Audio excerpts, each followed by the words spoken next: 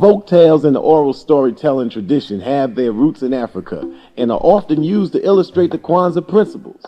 Here's the fourth principle of Kwanzaa: cooperative economics, Ujamaa.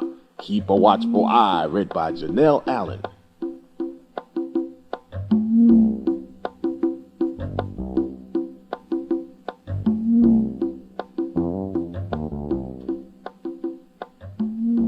This is a story from back in Africa. It might sound like it's all make-believe, but even if it is, I think there's still plenty of truth to it. Listen close, and you'll see what I mean. You see, it's all about trouble. This particular trouble started when the gods in Africa got into a huge argument over who was most important to the creatures down on earth. Anwu, the sun god, said, "If I stopped giving light and warmth, everything would be cold and dark. No plants would grow, and the earth would freeze solid." Then Amadioa, the god of thunder and lightning, spoke up. He said, "Wait a minute now. You're forgetting something. My job is to cool the earth down after you've burned it with all your light and heat. If it wasn't for my thunderbolts splitting the clouds open so rain could fall, everything would dry up and blow away." The two of them kept arguing like this, back and forth, back and forth. Itiri, the goddess of darkness, wanted to point out how important she was, but they wouldn't listen to a word she said. Itiri finally got so fed up with all their bragging that she decided to teach them a lesson. What she did was, she snuck away and hid for a while. That meant that the Anwu, the sun god, had to stay up in the sky all day and all night. He couldn't get any rest, and neither could the creatures down on earth. Well, Anwu didn't like Itiri showing him up like that. He got so mad, he turned up the heat. Pretty soon, the earth was baking hot. The plants started drying up, and water was hard to find. The creatures on earth all began to go hungry. Needless to say, nobody likes going hungry for long. But Itiri refused to bring back darkness until Anwu and Amadioa apologized to her. Amadioa refused to send any rain until Anwu apologized to him, and Anwu wasn't going to apologize to anybody. They were all as stubborn as could be. So, day by day, things on earth got worse and worse. The animals began to get desperate. They started begging and pleading for the gods to settle their argument and end their suffering, but their voices were too small to be heard above all the shouting going on up there. That's why they were all eager to come when Uncle Turtle called an emergency meeting. They all knew that Uncle Turtle had lived a long time and had gained a lot of wisdom over the years, so if anybody knew anything about survival, it was Uncle Turtle. When everybody was gathered together, Uncle Turtle calmly waited for them all to quiet down before he started to speak. Once they were all quiet, he cleared his throat and said, "Listen, brothers and sisters, I've been thinking about this problem of ours for some time. As I see it, we have only two choices. Our first choice is to continue to sit on our behinds and wait for the gods to settle their argument, in which case we will be joining our ancestors much sooner than we would like. In fact, if we wait too long, none of us may even be here once the argument is finally over. Is anyone in favor of the first choice?" There was some scattered chirping and snorting and howling, but they all could clearly see that nobody was in favor of the first choice. "Our second choice," said the turtle, "is to take matters into our own hoofs, claws, and paws. Instead of relying only on the gods, I have a plan that will allow us to rely on ourselves. The animals all agreed the second choice sounded much better than the first one, so they asked Uncle Turtle to tell them more about his plan. His plan was simple. He said all they had to do was build 2 huge storage towers.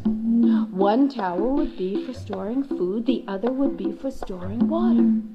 Both would be covered to protect them from the sun, but if it rained, they could simply uncover the water tower and store even more. By storing food and water and then rationing it, they could all have enough to eat and drink until the gods ended their foolish argument. Oh, the animals all agreed this was an excellent idea.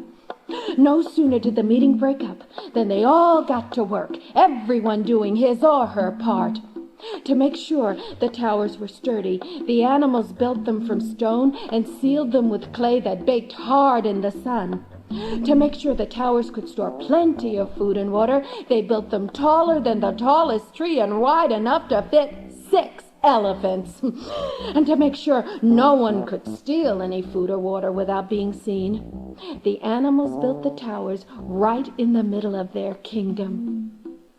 Once the towers were finished, the animals set to work gathering food and water. Soon the twin towers were stocked to the brim. Oh, the animals were quite proud of what they had done. Next, Uncle Turtle set up a system so that all would have enough to eat for at least a generation. Every day, each of the animals would line up for his or her ration of food and water, and each would get their fair share. Oh, no one worried about drought and starvation anymore, and all agreed that the wise old turtle had saved their lives. So, I guess you can imagine how shocked and upset they were when Uncle Turtle announced one day that he was planning to leave them for a while. They couldn't believe it. "You can't leave," said the birds and the mice, who were the nervous type anyway. They said, "What if something happens to us? Who'll tell us what to do?" "Don't worry. I'm still looking out for your interests," said Uncle Turtle. "I'm planning to take a trip to visit the land of our ancestors. I've been thinking that maybe our ancestors know why the gods are so angry. They might even be able to talk to them and calm them down so our worries will be over for good." The animals appreciated Uncle Turtle taking all this trouble on their behalf, but they were still worried. What if something went wrong? Maybe the ancestors wouldn't let him return, or maybe the gods would get even angry if the ancestors interfered in their business. "You're right, of course," said Uncle Turtle. "That's why I've taken precautions.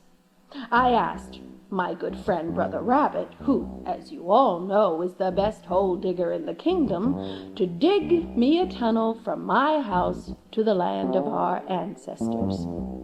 He's been working on it for 6 months now, and he just finished a few days ago. Once the tunnel was finished, I prayed to Oju, the god of peace.